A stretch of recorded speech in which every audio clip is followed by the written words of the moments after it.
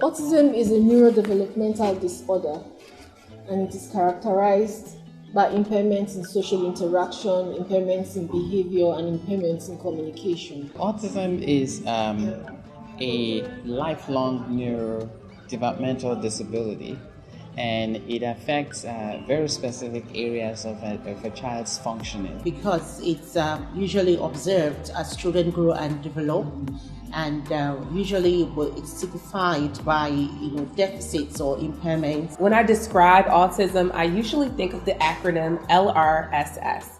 That is language differences, repetitive actions, sensory differences, and social differences. People who are autistic tend to have different ways of speaking, moving, communicating.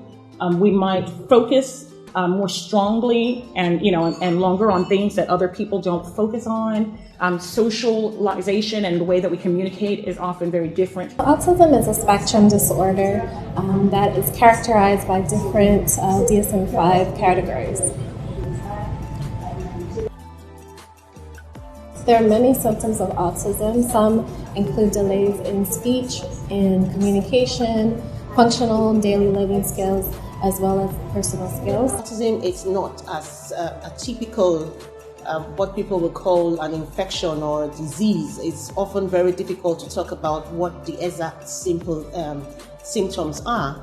However, we have what we would call the red flags. And now you now have a fourth symptom, which is sensory processing difficulties. So when you see these three symptoms before the age of 3, you must consider autism as a probable cause. Basically, the way they communicate with the world, the way they communicate with others. And that is loss of words and language. So communication is typically different. It might be delayed. It might be that a person does not speak right away, or they speak very early. They speak in a tone of voice. Those are common symptoms or indicators of autism.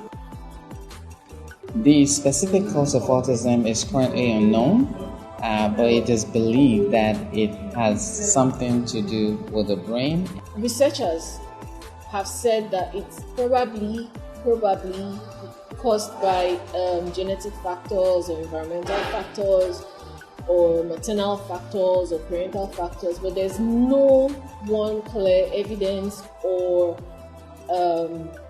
research that has said autism is caused by this or the other. You have some genetic to it, where if you have someone with autism in a family, then you're likely going to have other people with autism in that family. Autism is not hereditary. However, in recent past, we have seen parents that their children came up with symptoms of autism. It's not hereditary. It's also not contagious. Basically, it's something that happens and could happen to anyone. If you have a child with autism, there's 20 to 50% that you might have another child with autism. So there's that part. But other than that, some people believe it's genetic, some people believe it's environmental.